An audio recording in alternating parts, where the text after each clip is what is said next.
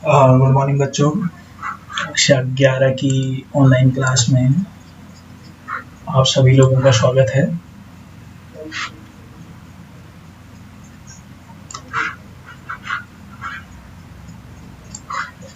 ये पहला video lecture हम डालने की कोशिश कर रहे हैं।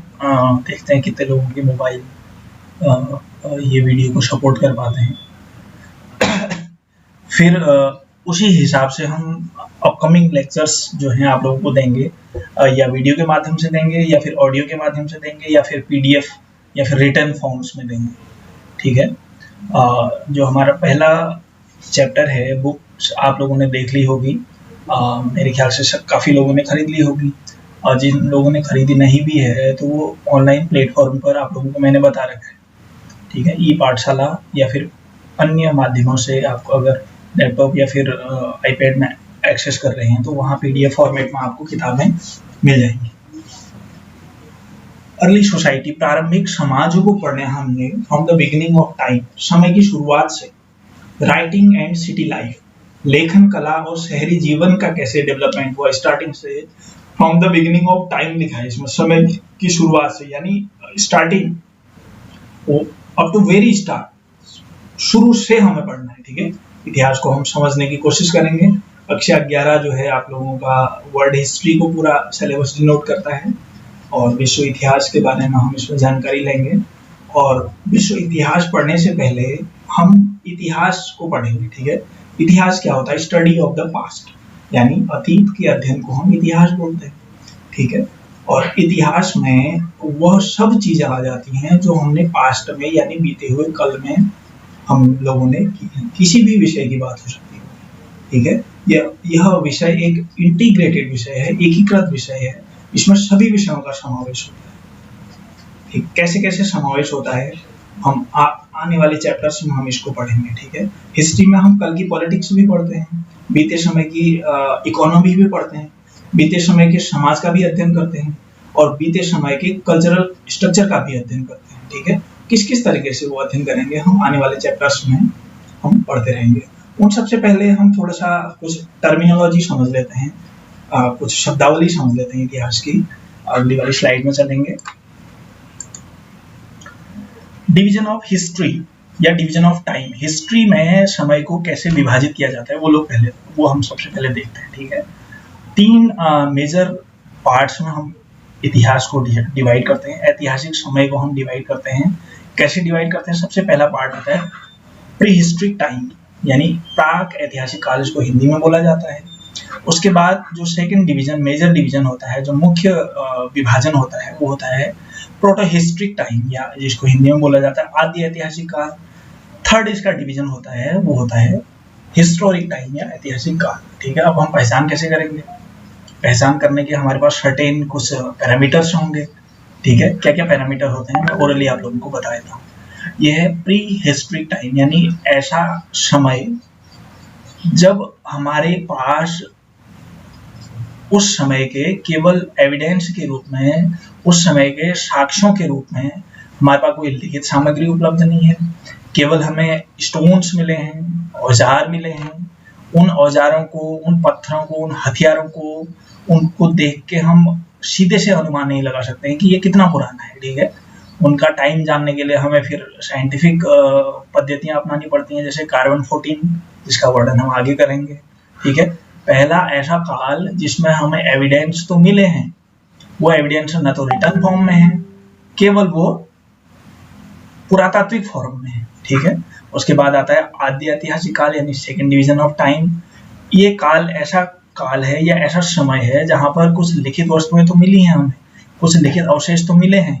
ठीक है। अब हिस्ट्री का अनुमान हम लगाएंगे कैसे? पुरानी चीजों का, या तो हमें कुछ लिखा हुआ मिला होना चाहिए, या कुछ ऐसा सामान मिला होना चाहिए। ठीक है। जिससे हम उस समय के बारे में अनुमान लगा सकें। तो उसी एविडेंस को, उन्हीं साक्ष्यों को आधार मानकर हमने 3 डिवाइड कर रखे हैं इसको, प्री हिस्ट्री, प्रोटो हिस्ट्री और हिस्टोरिक टाइम। पहला मैंने बता दिया प्राक ऐतिहासिक काल, इसमें कोई एविडेंस हमें लिखित फॉर्म में मिला ही नहीं है। दूसरा प्रोटो हिस्ट्रिक टाइम, इसमें लिखित फॉर्म में तो मिले हैं लेकिन वो अभी रीडेबल नहीं है, वो पढ़े नहीं जा सके हैं, उनको अभी पढ़ना संभव नहीं हो पाया है। उसके बाद जो तीसरा डिवीजन होता है वो ऐतिहासिक काल। ऐतिहासिक काल, इतिहास के ऐसे साक्ष्य यहाँ पर मिले हैं जो रिटर्न फॉर्म में भी हैं और जिनको हम रीडिंग जिनकी एक्सेस भी हो सकती है, जिनको हम पढ़ भी सकते हैं। ठीक है, 3 डिवीजन हो गए, इनको एक एक लाइन में आप लोग लिखोगे। प्रागैतिहासिक काल क्या है? ऐसा समय या ऐसा काल जहां पर हमें ऐतिहासिक प्रमाण तो मिले हैं लेकिन उनमें कोई लिखित चिन्ह नहीं मिले हैं, कोई लिपि का तब आविष्कार नहीं हुआ होगा। उसके बाद सेकंड जो है आद्य ऐतिहासिक काल, इसमें लिखा हुआ कुछ तो मिला है लेकिन वो क्या है, वो एक्सेसिबल नहीं है, वो रीडेबल नहीं है, वो पढ़ने योग्य नहीं है। उसको हम उसकी लिपि जो है हम लोगों के या हमारे इतिहासकारों के समझ में नहीं आई अभी तक। फिर थर्ड में हिस्टोरिक टाइम, ऐसा समय या ऐसा काल या ऐसा डिवीजन जहां पर हमें रिटर्न फॉर्म में भी मिला है और उसको हम पढ़ के समझ भी सकते हैं, उसमें तिथि भी अंकित है। ठीक है, आगे डिवीजन को थोड़ा फर्दर और डिवाइड करते हैं। प्री हिस्ट्रिक टाइम को स्टोन एज भी बोला जाता है। स्टोन एज या पाषाण काल सबसे पहले पुराना काल था, जो पूरा पाषाण काल, उसके बाद मध्य पाषाण काल, उसके बाद नव पाषाण काल। इसको एक बार आप लोग डिवाइड करके इसी तरीके से आप एक फ्लो चार्ट भी बनाओगे अपनी कॉपी में। ठीक है, पूरा पाषाण काल प्रारंभ से यानी जब से हमारा स्टार्ट हुई है धरती तब से 35,000 पूर्व तक पूरा पाषाण काल में आएगा। टाइम डिवीजन देखते हैं। फिर मध्य पाषाण काल 35,000 से 12,000 वर्ष पूर्व तक। मध्य पाषाण काल की जो इम्पोर्टेंट इन्वेंशन थी, इम्पोर्टेंट डिस्कवरी थी, वो थी इन्वेंशन ऑफ फायर, आग की खोज। नवपाषाण काल, फिर यहाँ पहिए का आविष्कार किया गया आदि मानव के द्वारा। एक क्रोनोलॉजी है, एक घटनाक्रम है, एक हम धीरे धीरे इसको समझ के अपने ऐतिहासिक प्रमाणों की एक समझ विकसित करेंगे। ठीक है, अगली वाली स्लाइड में चलते हैं। आदि ऐतिहासिक काल, इसको भी हम डिवाइड करेंगे। आदि ऐतिहासिक काल क्या था? ऐसा समय या ऐसा काल जहां पर हमें लिखित प्रमाण तो मिले हैं लेकिन क्या है, लिखित प्रमाणों को पढ़ने में हमें दिक्कत हो रही है या हम उसका एग्जैक्ट अभी अनुमान, उसको एग्जैक्ट हम एक्सेस नहीं कर पा रहे हैं पढ़ने के रूप में। ठीक है, उसको एग्जैक्ट समझ नहीं पा रहे हैं। उसको डिवाइड कैसे करेंगे हम? ताम्रकाल यानी ऐसा समय जहां पर हमें कुछ औजार, हथियार या बर्तन तांबे के मिले हैं। कांस्य काल, ऐसा समय जिसमें हमें हथियार, औजार या फिर बर्तन जो है कांसे के मिले हैं। फिर लोहा काल, वही सब चीजें जो हैं लोहे की मिली हैं। तो इस चार्ट को देख के एक चीज और समझ में आ रही होगी कि जो मानव के द्वारा सबसे पहले प्रयोग की जाने वाली धातु थी वो क्या थी? तांबा। सबसे पहले तभी तो ताम्र काल आया। इससे पहले वाली स्लाइड में हम लोग देख रहे थे कि पाषाण काल था, वहां केवल सब स्टोन के पेबल्स मिले थे, स्टोन के हथियार मिले थे, स्टोन के औजार मिले थे, पत्थर के मिले थे। उसके बाद धीरे धीरे धातु की खोज होने लगी तो हम उसको धातुओं की इन्वेंशन या धातुओं की डिस्कवरी के आधार पर हमने समय को हमने डिवाइड करना स्टार्ट कर दिया। ताम्रकाल यानी सबसे पहले तांबा मिला, तांबे के बाद कांसा एक मिश्र धातु होती है, आप लोगों को पता है, तांबा और जिंक को मिला के बनाई जाती है Zn। उसके बाद है लोहा काल, लोहे की खोज जो है सबसे रिसेंट में हुई है। उसके बाद किस किस तरीके से मानव की उन्नति होती है वो हम आगे वाली स्लाइड्स में पढ़ेंगे, आगे वाले काल में पढ़ेंगे। अब जो तीसरा हमारा मेजर डिवीजन था हिस्टोरिक टाइम या ऐतिहासिक काल, उसको भी 3 भागों में बांटा है हमने। प्राचीन काल जो सबसे पुराने टाइम की चीजें हैं, मध्यकाल जो बीच की चीजें हैं, आधुनिक काल जो जहाँ पर मॉडर्नाइजेशन स्टार्ट हो जाता है, जहाँ पर आधुनिकीकरण स्टार्ट हो जाता है, जहाँ पर नवीन ज्ञान, विज्ञान और तकनीकी का प्रयोग हम लोग करने लग जाते हैं, उसको आधुनिक काल बोला गया है। ठीक है, ये आगे और ज्यादा समझ में आएगा। फिर हमारे जैसे जैसे चैप्टर आगे बढ़ेंगे वैसे वैसे हमारी चीजें और ज्यादा क्लियर होती रहेंगी। ठीक है, तो एक बार रिकैप कर लेते हैं। हिस्ट्री को 3 मेजर पार्ट्स में हमने डिवाइड किया, प्री हिस्ट्री, प्रोटो हिस्ट्री और हिस्ट्री, यानी प्रागैतिहास, आदि इतिहास और ऐतिहासिक काल। प्रागैतिहास के 3 भाग हो गए, पूरा पाषाण काल, मध्य पाषाण काल, नव पाषाण काल। आदि इतिहास के फिर 3 पार्ट हो गए, ताम्रकाल, कांस्य काल, लौह काल। उसके बाद जो तीसरा मेजर डिवीजन था, तीसरा मुख्य विभाजन था हिस्टोरिक टाइम, इसके भी 3 पार्ट हम लोगों ने कर लिए अध्ययन की सुविधा की दृष्टि से। प्राचीन काल हो गया, फिर मध्यकाल हो गया और फिर आधुनिक काल। ठीक है, आगे बढ़ते हैं। अब लिखा कैसे जाता है और पढ़ा कैसे जाता है ये आप लोगों को थोड़ा समझाने की कोशिश करूंगा मैं। किताब में आप देखोगे कहीं पर AD लिखा रहता है, कहीं पर BC लिखा रहता है, कहीं पर CE लिखा रहता है, कहीं पर BCE लिखा रहता है। ठीक है, सन के आगे जैसे 2000 के आगे AD, ईसा पूर्व के लिए हम BC का प्रयोग करते हैं, इसमें लिखा हुआ है पूरा।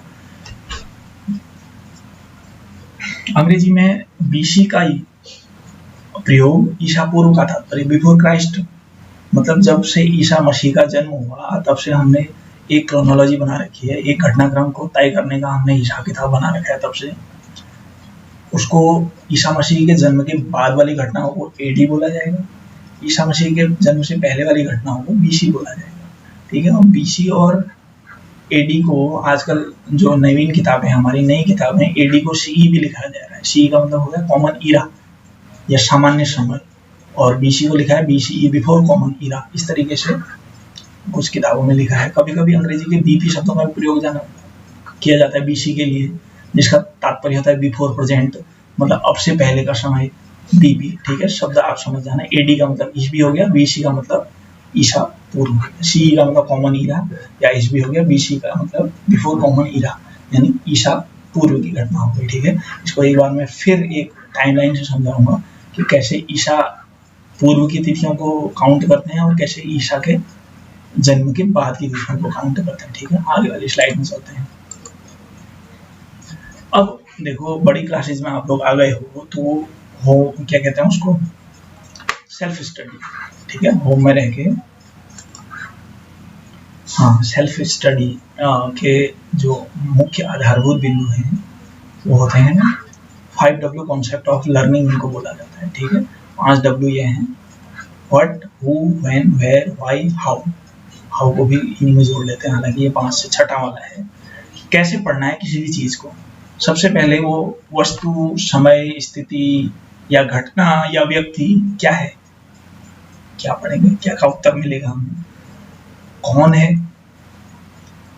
कब रहा वो प्रचलन में, आदमी है तो कब उसका जन्म हुआ, कब उसकी मृत्यु हुई, और वस्तु है तो कब प्रचलन में रही, धातु है तो कब उसका स्वर्णिम दौर रहा, कहाँ उसको यूज किया गया, कहाँ उसको इन्वेंट किया गया। ठीक है, क्यों उसको इन्वेंट करने का, क्यों उसको उपयोग में लाया गया, और हाउ, कैसे उसको उपयोग में लाया गया। सपोज ये मोबाइल आप लोग यूज कर रहे हैं, इस मोबाइल के द्वारा आप लोगों की पढ़ाई हो रही है। मोबाइल के परिप्रेक्ष्य में हम लोग देख लेते हैं कि क्या है मोबाइल। एक वे ऑफ कम्युनिकेशन है, एक संचार की इकाई है। ठीक है, जिससे हम एक दूसरे से वार्तालाप कर सकते हैं।